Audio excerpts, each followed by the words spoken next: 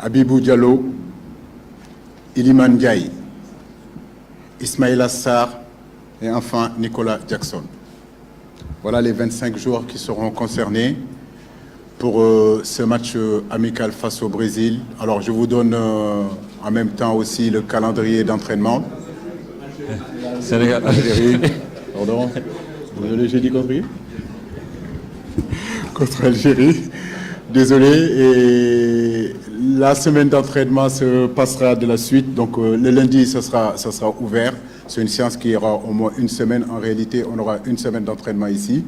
Et puis le mardi et le mercredi, on essaiera de travailler. Le jeudi, ça sera ouvert à la presse. Le vendredi, ça sera ouvert à la presse. Et puis le week-end, on verra, en tout cas dans le souci de bien collaborer avec vous pour qu'il n'y ait pas de problème, qu'on puisse vous donner la possibilité de faire votre travail du mieux que vous puissiez le faire, mais tout en respectant aussi ce que nous voulons faire, parce qu'il faut qu'on travaille aussi dans cette semaine-là. Malgré que c'est un match amical, c'est un match important qui nous permet, si vous voulez, d'être dans notre préparation en direction de la CAN. Merci beaucoup. Ok, merci coach. Vous aurez on va vous envoyer la liste sous peu. Mais en attendant, pour les questions, nous allons ouvrir une liste. Oui, Malik Ndiaye.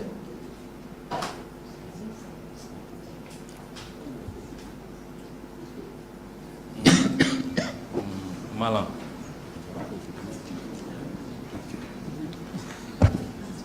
Ah. Jibril. Jibril Gueye. Mariam.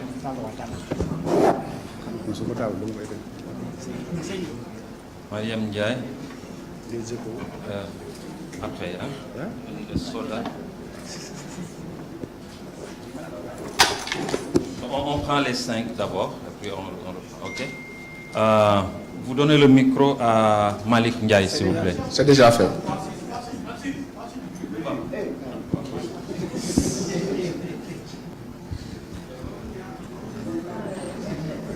Ok, allez-y, El Hadj Malik. Bonjour coach. Bonjour Malik. Alors moi j'avais 2 questions.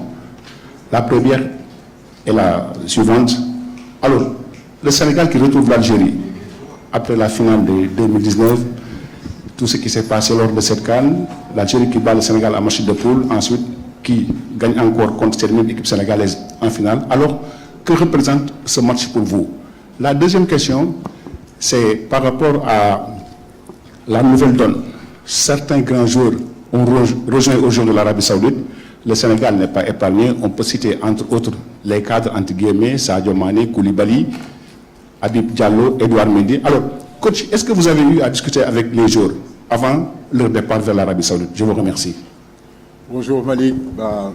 Deux bonnes questions. Je crois que la situation, vous le voyez, je pense que en Arabie Saoudite, ça ne concerne pas seulement que le Sénégal. Aujourd'hui, ça concerne, j'ai envie de dire, le monde du football. Vous regardez les matchs, c'est très bien. Vous voyez que peut-être que le championnat saoudien, il y a 5 ans, il y a 6 ans, il y a 7 ans, n'est pas le même. Aujourd'hui, quand vous avez dans un championnat où il y a des Kalilou Koulibaly, où il y a des Sadio Mané, Edouard Mendy, pour ne citer que, c'est que le championnat est en train de se développer, et j'ai bien peur, et enfin, tant mieux pour eux, que ça continue à être le cas. Certains d'entre eux, effectivement, j'ai discuté avec eux. Ils m'ont fait part du souhait qu'ils avaient dès le mois de juin de rallier ce championnat-là. Donc, je ne pouvais pas, si vous voulez, les empêcher d'aller dans cette direction-là. C'était un choix bien mûri de leur part. Ils savaient ce qu'ils voulaient. La seule chose que je peux, c'est bien sûr les encourager, prier pour eux, et justement qu'ils continuent à compétir, à être, si vous voulez, tous les samedis, tous les dimanches, comme ils sont en train de le faire, sur les terrains pour revenir compétitifs en équipe nationale du Sénégal. Oui, on a eu à en parler. Maintenant, comme je l'aurais dit aussi, moi, ce qui m'intéresse, c'est la compétitivité.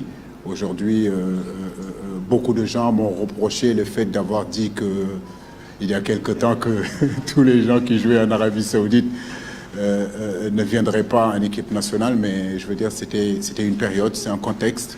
Aujourd'hui, et puis je ne le regrette pas, parce que dans la mesure où aujourd'hui nous gagnons cette Coupe d'Afrique-là, en ayant quand même dans notre 11 type, ou bien dans les 23 joueurs, Edouard Mendy, Chelsea, Kalidou Koulibaly, Naples, Sadio Mané, Liverpool, Gana Gueye, Paris Saint-Germain, etc., etc. C'était une politique sportive qu'on avait décidé de faire, on ne le regrette pas. Aujourd'hui, les donnes ont changé. Maintenant, c'est à nous de prouver qu'on est capable aussi de gagner, comme l'Algérie l'a fait en 2019, en ayant des joueurs qui évoluent, si vous voulez, dans ce championnat saoudien. Mais je n'ai pas de doute, parce que quand je vois les matchs que nos garçons sont en train de jouer, je suis plutôt rassuré. La première question, c'était l'Algérie. Non, bon, beaucoup de gens m'ont interpellé, que ce soit du côté algérien, que ce soit du côté sénégalais et partout. Pourquoi ce match-là 2019, quand même, c'est il y a 4 ans que ça passe vite. Hein. Oui, effectivement, l'Algérie, je le dis, oui, l'Algérie est la bête noire du Sénégal. Si je regarde aujourd'hui les 5 derniers matchs qu'on a joués contre l'Algérie, c'est 5 victoires pour l'Algérie, c'est 2 matchs nuls et 1 victoire pour le Sénégal. Mais je crois qu'il n'y a pas de revanche, il n'y a pas de vengeance. L'Algérie, en 2019, a gagné la Coupe d'Afrique parce qu'ils étaient les meilleurs dans cette compétition.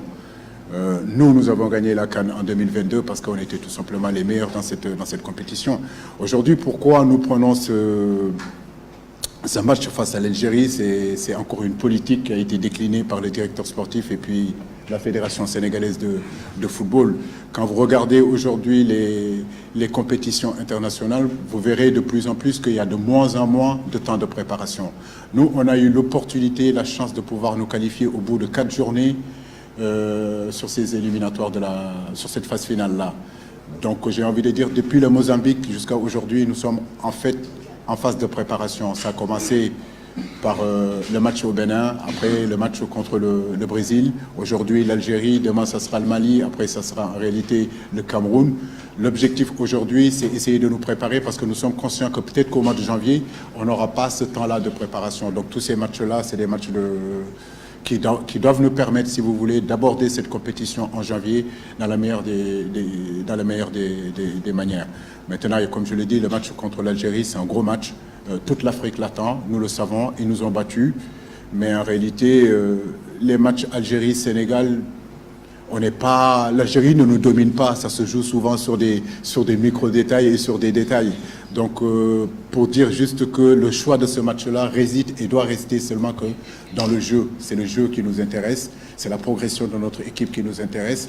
On a joué le Bénin dans notre préparation, on a fait un très très gros match à Lisbonne contre le Brésil. Le 12 septembre, ça sera l'Algérie. Au mois d'octobre, ça sera le Mali, le Burkina Faso et le Cameroun. Je crois que c'est juste une philosophie et une politique en réalité au niveau de notre préparation. Merci.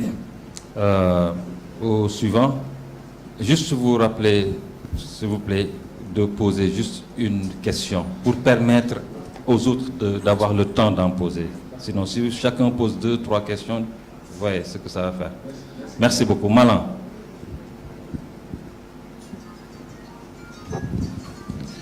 Bonjour coach. Bonjour. Malan Sané, Dakar 24. Ma première question, la question est la suivante. Étant sélectionneur national, vous serez comptable du bilan à la fin des éliminatoires. Le Sénégal qui joue sur 2 fronts, le Rwanda le 9 et l'Algérie le 12. Il y a une liste qui est déjà sortie pour le 9. Est-ce que c'est vous qui avez fait cette liste? Si oui, est-ce que vous serez au Rwanda ou bien est-ce que votre adjoint Régis Bogart y serait? Parce que ça sera un peu tache d'huile sur le plan de l'éthique que le Sénégal ne soit pas représenté, l'équipe nationale A, qui est dirigée par M. Aliou Cissé, ne soit pas au Rwanda. Ma deuxième question, félicitations d'avoir respecté le processus. On a vu sur cette liste 2 nouveaux joueurs qui vont rejoindre la tanière pour la première fois. Je passe parler de Lamine Camara et de Abdoulaye Niakhaté Ndiaye.